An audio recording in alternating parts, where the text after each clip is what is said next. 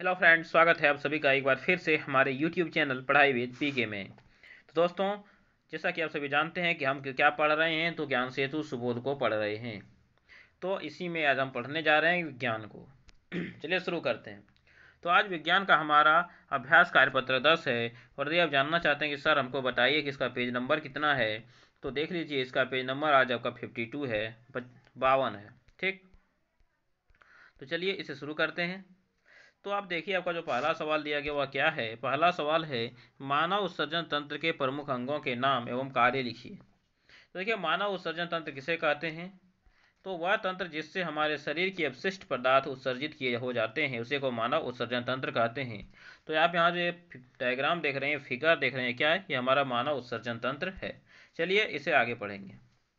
तो पहले हम इसका आंसर देते हैं। तो इनमें क्या लिखे? तो इनमें हम दो चीज़ लिखे कि ये जो पार्ट है उसको हम लोग वृकक बोलते हैं, और ये जो पार्ट है इसे हम लोग मूत्राशय बोलते हैं। यहाँ ये क्या होता है? ये हमारे शरीर के जो अपशिष्ट पदार्थ हैं उसको ये छानता है, छानने का काम करता है, अपशिष्ट पदार्थ को छानने का। और ये क्या करता है? ये अपशिष्ट पदार्थ को यहाँ पे स्टॉक करके रखता है, जमा करके रखता है। फिर वहाँ से वो हमारे शरीर के बाहर निकाल दिया जाता है। तो क्या क्या लिखेंगे? तो पहले क्या लिखेंगे? तो जैसा कि आपको बताया कि पहले हमें क्या लिखना है, तो वृकक लिखने हैं। ठीक, तो चलिए लिखते हैं। पहला लिखेंगे वृकक, वृकक।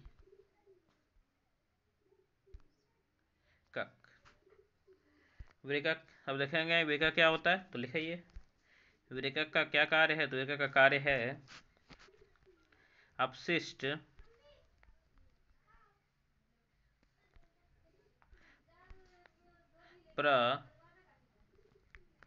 पदार्थों, अपशिष्ट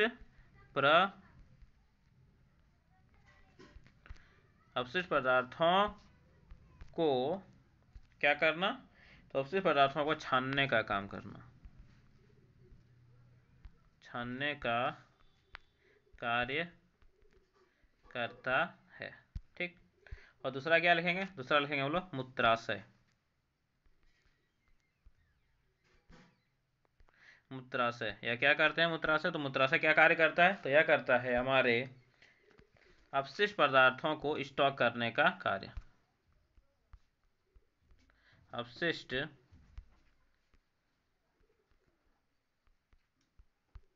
पदार्थों को स्टॉक करने का कार्य, संग्रहित करने का कार्य, संग्रहित करने का कार्य करता है। ठीक है, तो यह हो गए आपके आंसर। तो चलिए बढ़ते हैं अगले सवाल पे। लेकिन देखिए, यहाँ पे थोड़ा मिस्टेक हो गया हमसे कि यहाँ पे अपशिष्ट पदार्थों को छानने का कार्य करता है, गलत हो गया है। यहाँ पे अपशिष्ट क्या लिखा गया है? गलत लिखा गया है। यहाँ पे आपके प होंगे, एक अपशिष्ट।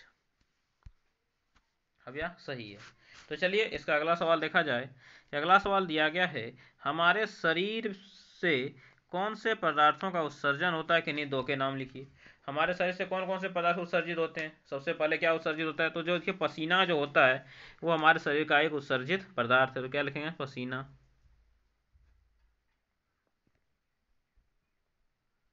पसीना। दूसरा, दूसरा आप लिख सकते हैं मल, मूत्र, कार्बन डाइऑक्साइड, कुछ भी लिख सकते हैं। तो चलिए ठीक है, बढ़ते हैं अपने अगले सवाल पे। हमारा अगला सवाल दिया गया है, नीचे दिए गए मानव उत्सर्जन तंत्र के भागों को नामांकित कीजिए।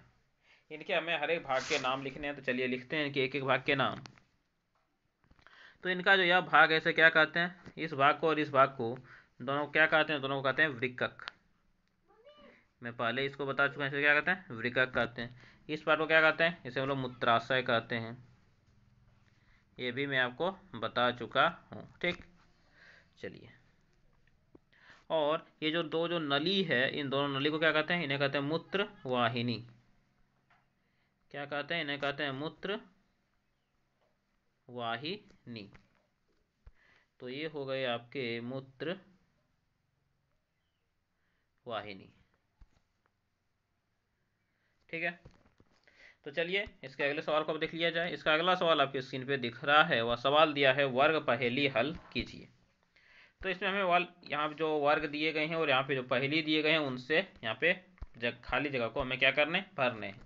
तो 1 नंबर में भोजन को पादपों के सभी भागों में ले जाने का कार्य, यह कार्य कौन करता है कि पादप में भोजन को सभी भाग तक कौन ले जाता है। तो जो लिखता है उसका क्या नाम है, उसका नाम है फ्लोएम। तो फ्लो दे दिया है, ये क्या हो गए, फ्लोएम। चलिए अब 2 नंबर देख लीजिए। 2 नंबर में दिया है, चलिए पहले ऊपर से नीचे देख लेते हैं। 3 नंबर में क्या दिया है रक्त का थक्का बनाने में सहायक कौन होते हैं। तो हम बताए नहीं कौन होते हैं, तो प्लेटलेट्स होते हैं। तो क्या लिखने हैं, प्लेटलेट्स।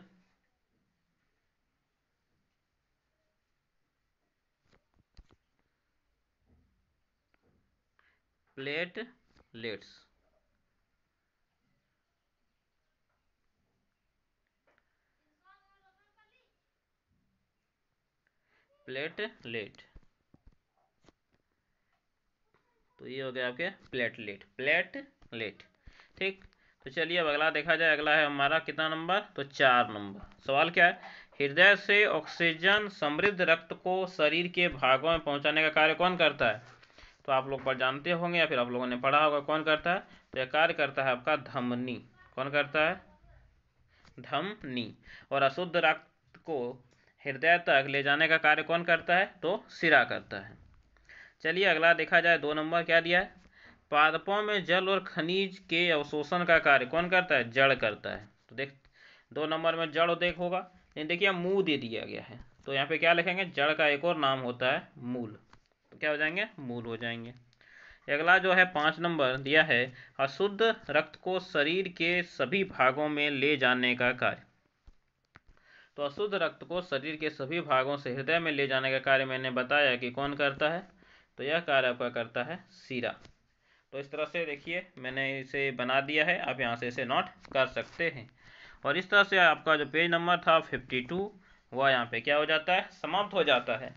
लेकिन अगले पेज पे बढ़ने से पहले ये आप लोगों से एक बार फिर से रिक्वेस्ट है कि यदि अभी तक आपने हमारे चैनल को सब्सक्राइब नहीं किया है, वीडियो को लाइक नहीं किया है, इसे अपने दोस्तों को शेयर नहीं किया है, तो वीडियो के नीचे भी आपको सब्सक्राइब बटन दिख रहा है, उसे दबा के चैनल को सब्सक्राइब करें। उसके बाद आपको एक घंटी ये दिखेगी, उसे दबाने के बाद ALL पर भी क्लिक करें। और एक अंगूठा दिख रहा होगा ऊपर की ओर उठा हुआ, उसे दबा के वीडियो को लाइक जरूर करें तथा इसे अपने दोस्तों के साथ शेयर भी जरूर करें। तो चलिए बढ़ते हैं अगले पेज पे। हमारा अगला पेज है जो आपका वो दिख रहा होगा आपके स्क्रीन पे, पेज नंबर अभ्यास कार्यपत्र 11। और यदि आप हमसे जानना चाहते हैं कि सर इसका पेज नंबर कितना, तो इसका पेज नंबर है आपका 53।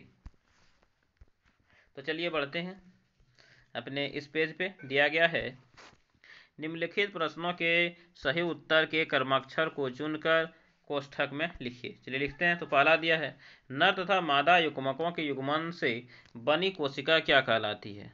भ्रूण कहलाती है, फल कहलाती है, बीज कहलाती है, या युग्मनज कहलाती है। क्या कहलाती है, तो यह आपकी युग्मनज कहलाती है। इसलिए आपका जो ऑप्शन में होगा क्या हो जाएगा, ब बिल्कुल सही। तो चलिए आगे बढ़ते हैं। आगे दिया है इष्ट में जनन की विधि। इष्ट में जनन की विधि है, क्या होती है इष्ट में जनन, मुकुलन, कायिक प्रवर्धन, खंडन या बीजाणु जनन। तो इष्ट में जो आपकी जनन होती है वो मुकुलन विधि से होती है। इष्ट में जनन होती है वो किस विधि से होती है, तो इष्ट में जो जनन होती है वो आपकी मुकुलन विधि से होती है। अगला जो सवाल है वो आपको दिख रहा होगा। सवाल दिया गया है, निम्नलिखित में से एक लिंगी पुष्प है। एक लिंगी पुष्प कौन है, तो एक लिंगी पुष्प किसे कहते हैं, जिनमें या तो नर भाग होते हैं फिर मादा भाग होते हैं, दोनों भाग नहीं होते हैं, तो उन्हें हम लोग कहते हैं एक लिंगी पुष्प। तो एक लिंगी पुष्प कौन है, हमें इनके आंसर्स यहाँ पे देने हैं। तो यहाँ पे इसका आंसर क्या होगा, तो एक लिंगी जो आपके पुष्प है वो कौन है, तो वो आपके हैं मक्का। तो एक लिंगी पुष्प आपके हैं मक्का, इसलिए इसमें क्या भरा जाएगा, यहाँ पे आप लिखिएगा स। क्या लिखिएगा, स। तो चलिए आगे बढ़ते हैं, अगला सवाल देखते हैं। अगला सवाल दिया गया है, पुष्प में नर जनन अंग क्या कहलाते हैं। तो पुष्प के नर जनन स्त्री के साथ, देखिए अब स्त्री तो पहले से ही लगा होगा, क्या नहीं होगा, पत्ती नहीं, पत्ती तो पुष्प का भाग ही नहीं, ये भी नहीं होगा, बाह्यदल नहीं, बाह्यदल भी नहीं होगा, तो कौन होंगे, तो आपके होंगे पुंकेसर, मतलब कि ये आपके हो जाएंगे ब नंबर। तो चलिए आगे बढ़ते हैं। अगला जो सवाल दिया गया है वो आपको दिख रहा होगा, रिक्त स्थानों की पूर्ति कीजिए। जड़ तना पत्ती द्वारा नए पौधे का बनना क्या कहलाता है? तो आप सभी जानते होंगे कि जड़ तना पत्ती द्वारा नए पौधे का बनना क्या कहलाता है। तो यह आपका कहलाता है कायिक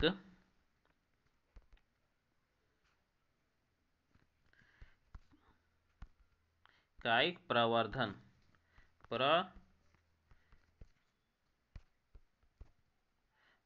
तो कायिक प्रवर्धन कहलाते हैं। तो ये हो गया इसके आंसर कायिक प्रवर्धन। तो आप लोग इसे इस तरह से लिख लें। चलिए अगला लिखते हैं। अगला आपका दिया गया है, नर तथा मादा के युग्मकों के युग्मन का प्रक्रम क्या कहलाता है? तो आप लोग इसे शायद पढ़े होंगे कि यह प्रक्रम क्या कहलाता है। तो यह आपका कहलाता है निषेचन। तो ये आपके हो गए निषेचन कि नर तथा मादा युग्मकों के युग्मन का प्रक्रम जो होता है वह क्या कहलाता है? वह आपका कहलाता है निषेचन। चलिए आगे बढ़ते हैं। आगे जो आपका सवाल है वो इस प्रकार है, बिना बीजों के पादप उत्पन्न होना कौन सा जनन कहलाता है? आप लोगों ने पढ़ा होगा कि जनन जो होते हैं वो दो प्रकार के होते हैं। जो जनन होते हैं वह दो प्रकार के होते हैं, एक होते लैंगिक और एक होते अलैंगिक। तो जिनमें बीज से पौधे उत्पन्न होते हैं वो लैंगिक कहलाते हैं, और जिनमें बिना बीज के पौधे उत्पन्न होते हैं वे क्या कहलाते हैं? अलैंगिक। तो जो इसका आंसर है वो क्या हो जाएगा? यह हो जाएगा अलैंगिक। ठीक, तो आप लोग यहाँ तक समझ गए होंगे। अगला दिया गया है, स्पाइरोगायरा में जो विधि होती है वो किसके द्वारा होती है? किस विधि से होती है स्पाइरोगायरा में? तो आप सभी जानते हैं कि स्पाइरोगायरा में जो जनन की विधि है वो क्या है? वो आपका खंडन विधि है। तो देखेंगे खंडन। तो यह आपका खंडन विधि से होता है यहाँ पे जनन। तो इस तरह से मेरा 2 नंबर सवाल भी कंप्लीट होता है। चलिए बनाते हैं अपना अगला सवाल, 3 नंबर सवाल। 3 नंबर सवाल आपको आपके स्क्रीन पे दिख रहा होगा। मिलान कीजिए। क्या करने के लिए बोला है? तो मिलान करने के लिए बोला है। तो देखिए मक्का, मैंने आपको बताया कि मक्का क्या है। तो अभी तुरंत आपको बताया कि मक्का जो है वो आपके क्या है। चलिए इधर तो मूल जो तना होते हैं वो क्या होते हैं? पौधे के कायिक भाग कहलाते हैं।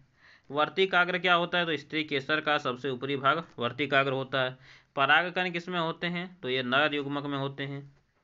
अब उसके बाद है सरसों और मक्का, कि सरसों क्या है और मक्का क्या है।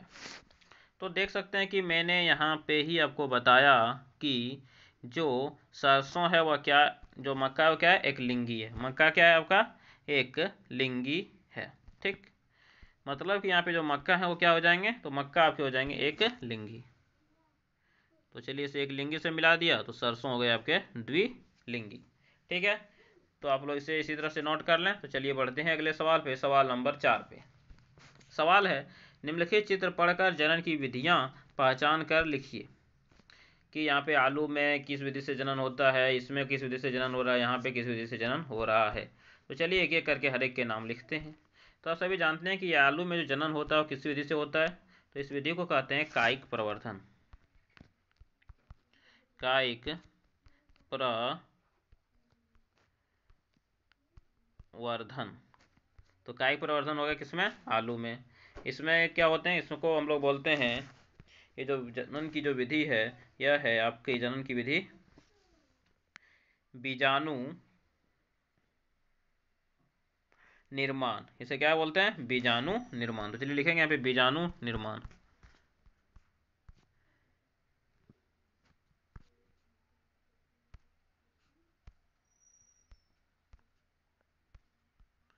बीजाणु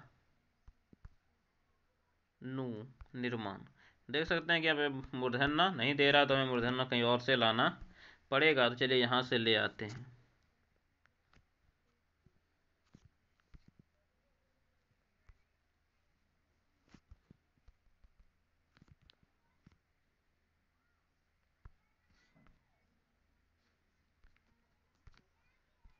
बीजाणु निर्माण।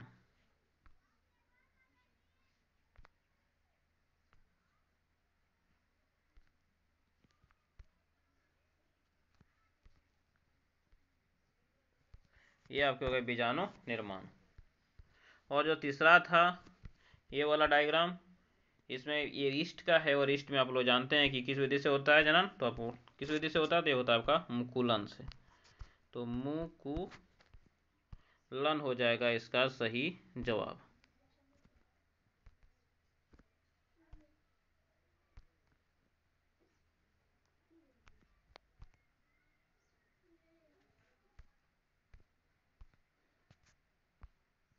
देखिए मुकुलान दिखा रहा, तो ये हो गया आपके मुकुलन। तो इस तरह से देख सकते हैं कि आपका जो ये सवाल था, ये सवाल भी यहाँ पे हो जाता है आपका 4 नंबर कंप्लीट। चलिए हम देखते हैं अपना अंतिम सवाल कि अंतिम सवाल क्या दिया गया है। सवाल है अलैंगिक जनन किसे कहते हैं, इसकी विधियों के नाम लिखिए। ठीक, तो मैंने आपको बताया कि अलैंगिक जनन उस जनन को कहते हैं जिनमें जो जीव उत्पन्न होते हैं वह बिना बीजों के ही होते हैं। तो जिनमें जीव उत्पन्न होते हैं वो यदि बिना बीजों के हो रहे हैं तो उसे क्या बोलते हैं, अलैंगिक जनन। तो लिखेंगे बिना बीज के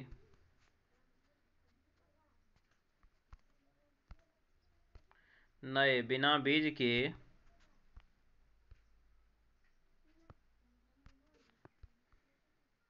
नए जीवों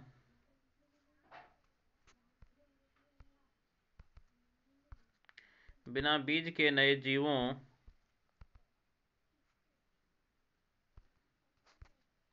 का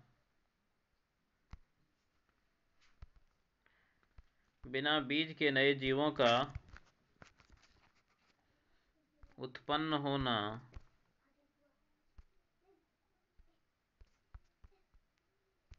क्या कहलाता है, अलैंगिक जनन कहलाता है।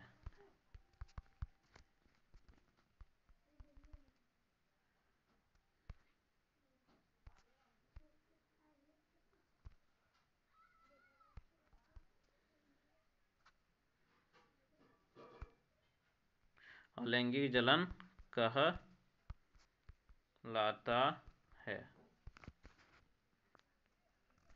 तो बिना बीज के नए जीवों का उत्पन्न होना क्या कहलाता है, अलैंगिक जनन कहलाता है।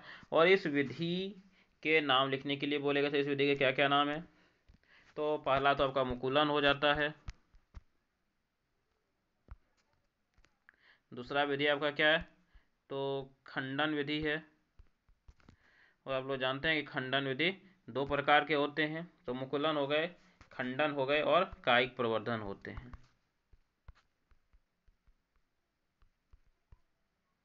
कायिक प्रवर्धन, तो इसके 3 विधियां हो गई। तो आपको यही यहाँ पे क्या करने थे, लिखने थे। तो मैंने यहाँ पे लिख दिया है, आप इसी तरह से नोट कर लें।